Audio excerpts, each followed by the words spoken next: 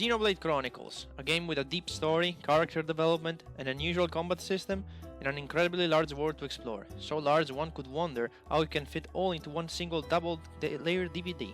The Last Story, a JRPG who tells of a group of friends looking for their place in the world, with a combat system based on distractions, stealth, and deception.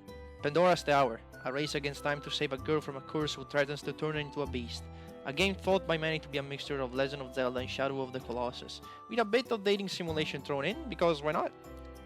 These three games have three things in common. They're all JRPGs, they've been released on the Nintendo Wii, and they've been brought to North America thanks to the support of Operation Rainfall. Operation Rainfall was a fan-promoted campaign with the only objective of having someone localize these three games in North America. And while Nintendo officially denied that Operation Rainfall played any part in their decision to do so, I believe it did make the difference. As I owned Xenoblade Chronicles for quite a long time, I started wondering what the other two titles were all about. Seeing the reviews and critics praising them, I was convinced to get them, so I was able to trace down 2 copies around several fairs, exhibitions and the like. And now I'm proud owner of the full trilogy. It's a trilogy only between quotes though, since the 3 games are completely unrelated and play out very differently. Or do they? Having played and finished all 3 of these games, I've noticed several similarities between the 2 games which didn't appear in the 3rd one. These things range from the box art to the combat, to the world, to the characters. So today, we'll be going through these similarities and differences I was able to spot. Before we start however, I must warn that due to the nature of this video there are going to be major spoilers. If you're fine with this, go ahead, you've been warned. Let's begin with some of the things that have nothing to do with the game, such as the box art. The first thing you notice when you put all the 3 CD cases next to each other is that Pandora's Tower is the only one with a dark background. The second thing you notice is that Xenoblade cover art does not show any characters at all, it's just the Monado and Mechonis. While in the Last Story cover art we have Callista, and on Pandora's Tower we have both Aaron and Elena. Turning on the game past the title screen, we see that both Xenoblade and Pandora's Tower allow for only 3 save slots, while the Last Story provides a whole 16 save slots. And the best thing on this list that Pandora's Tower does, that rarely games even do actually, is allowing the player to choose the language of the game from the loading screen. You can have one save file in English, one in Italian, and another one in French if you wanted to. And to top it off, you can change the language anytime you want when you load your save file. Changing the language for the other 2 games require you to change the language of the whole console, which can take some time.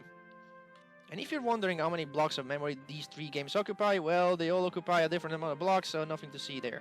Before we move on to the next section, another difference comes with the localization. Xenoblade is the only one being localized by Nintendo, the other 2 games were localized by Xseed. Alright, let's move into these games and analyze some of the overall mechanics. Xenoblade and The Last Story do not utilize the motion controls the Wii was built for.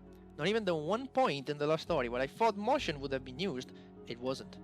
Pandora's Tower on the other hand has some motion mechanics. You can aim the chain by pointing the remote at the screen, and a combat action is performed by swinging the remote, and another one by swinging the nunchuck. True to its eye customization, Pandora's Tower allows you to also play without motion if you so choose. In this case, the cursor is controlled via the right stick, and the 2 motion actions are replaced with the press of a button. I do not recommend you play without motion however, the game doesn't feel the same without them, trust me. While Xenoblade and Pandora's Tower are single player games, The Last Story offered an online mode where players could square off in real time or cooperate to fight a big foe. Unfortunately the official servers are closed right now, so you either connect to unofficial servers or you won't be able to play this mode. It's nice to know it existed though. This is pretty obvious, but Pandora's Tower is the only game built around the time mechanic. Whenever you are in the tower, the course meter is constantly there, reminding you to hurry up and get back home before it's too late. The other 2 games didn't have any of that. As far as camera control go, Xenoblade and The Last Story have a pretty free camera you can use to look around, with Xenoblade giving you the possibility of zooming in and out, and The Last Story allowing you to look around in seek mode. Pandora's Tower's camera is instead fixed at all times, there's no camera control at all. Xenoblade Chronicles is the only game of the 3 which gives the player exploration and free roaming. The maps are massive. It was calculated that combining all maps would result in a map as big as Japan itself. The Last Story is instead pretty linear, with the biggest map being the city, and Pandora's Tower is even more limited in the place you can explore. Another thing Xenoblade has and the other 2 games have not are side quests. In Xenoblade there's an abnormal amount of them. The Last Story has some, but they are very rare and forgettable, and Pandora's Tower doesn't have side quests at all. More on things that Xenoblade does that the other 2 don't, the possibility of choosing who to control during the game. In Xenoblade you can almost always switch your party as you please, choosing who to control. In The Last Story your party is fixed and you control Zale for 90% of the game. In Pandora's Tower, well, there's only Aaron really. Xenoblade and The Last Story both offer some sort of fast travel to get to distant places in mere seconds. In Pandora's Tower, nothing of the sort exists. Another thing in Xenoblade and The Last Story, the level cap for the character is 99. In Pandora's Tower, everyone's level cap is 50. For the final one on this category, let's look at the mechanic all three games have, New Game Plus. In Xenoblade and The Last Story, once you clear the game, you can start a new game with all your stats and items. In Pandora's Tower you can do that too, but you get to choose at which point of the story you want to begin, and every time you load a finished save file, you can do that again. Kinda like the Continue Plus feature in Chrono Cross. Well, that was about it for mechanics. Let's move into what makes RPG interesting, the combat. Both Xenoblade and The Last Story feature an auto-attack system in which characters auto-attack the enemies in battle, with the player only moving the character and performing special actions. But Pandora's Tower requires you to press the A button for every attack instead. On the other hand, Xenoblade is the only game where you must use auto-attacks. In The Last Story, in fact, you can remove the auto-attacks in favor of manual attacks. Xenoblade and The Last Story combat have a lot more in common. Many mechanics are built around helping other party members, either by encouraging them in Xenoblade or by distracting enemies in The Last Story. In Pandora's Tower there's only you and the monsters, nobody's going to help you. Another thing is that there is some sort of magic in these two games. Everyone on Pandora's Tower doesn't really use any kind of magic. Well, we know people of Xenoblade have different degrees of control over something called Ether. In The Last Story we simply have magic that some people can use. When you fight in Xenoblade and The Last Story, you can clearly see how many HP you have due to a number that tells you. In Pandora's Tower you only get a life gauge. Also, party members in Xenoblade and The Last Story recover all HP after a fight is over, while Aaron has to rely on items or healing fountains to do so. The last thing about combat is that the mechanics and skills you can use are learned with time in Xenoblade and The Last Story, while in Pandora's Tower all possible skills are available straight away, provided of course that you know how to actually perform them. You don't need to wait until the 4th dungeon for the tutorial on how to spin enemies. You could do it right from the start if you wanted to. And now, let's move into the most spoiler-filled section, the plot. Let's start with storytelling. Xenoblade and The Last Story are plot-heavy. Lots of cutscenes, dialogue, and character development. In Pandora's Tower, there's very little of that. The majority of the plot development comes from pieces of text that you must read and piece together the meanings to understand the deep and complex plot behind the game. Both Xenoblade and Pandora's Tower have a weapon which has a central role in the plot. For Xenoblade is the Monado. For Pandora's Tower is the Oracular's Chain. The Last Story has nothing of the sort. Talking about weapons and swords, among the 3 swords on this picture of Operation Rainfall, only the Monado is plot related. The Chaos Blade from The Last Story is just the concept weapon for Zale, and the Athosian sword is just the starting weapon of Aaron. And now let's just skip straight to the end of the games. The final boss of Xenoblade Chronicles is, well, God. The final boss of Pandora's Tower is also God. Kinda. Okay, this needs some explaining. You see, while Zan is a god because he is the creator of the universe, Zeron is an artificial being created to harness the power of the 12 laws. But remember that the 12 laws are what govern the world of Pandora's Tower. And so, doesn't controlling those laws basically make you a god? I think so, to a degree. Of course, Zeron isn't a complete god, as she misses Aaron to become complete, while Zanz is already complete on his own. However, these 2 final bosses are regarded as the most powerful being of their respective worlds, which makes them similar in the fact that you're fighting a god. In The Last Story, the final boss is not a god. It's your friend Dagran. And while he does have the other half of the Outsider, he's surely not a god. He's very powerful, indeed, but not a god.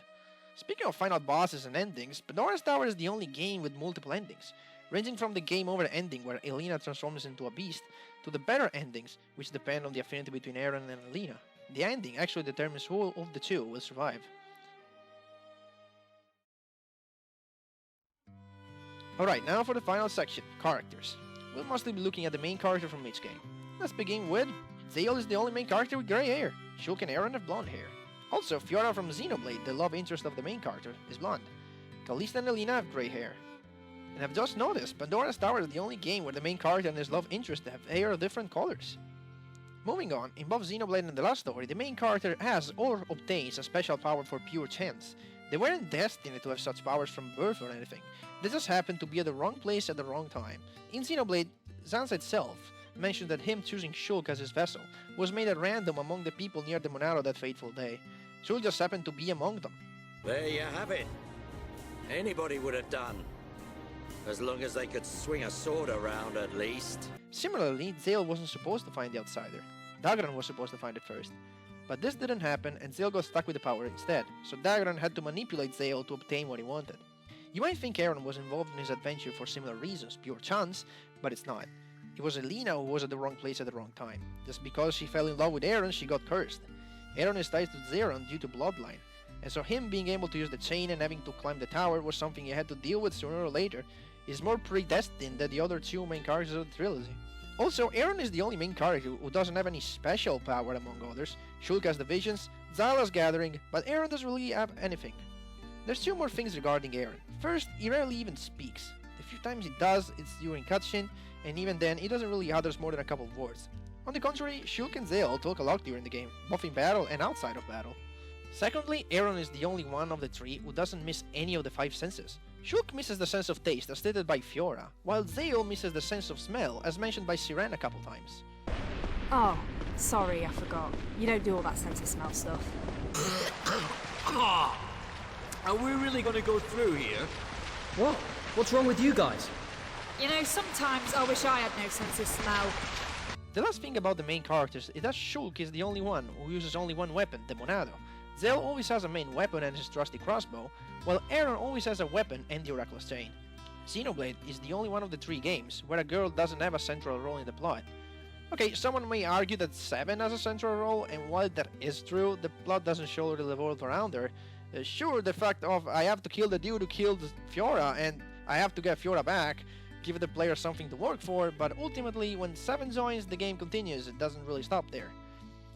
Calista and Elena are major plot-driving characters. Heck, they're even in the cover art. They must be important for the whole plot, and surely they are.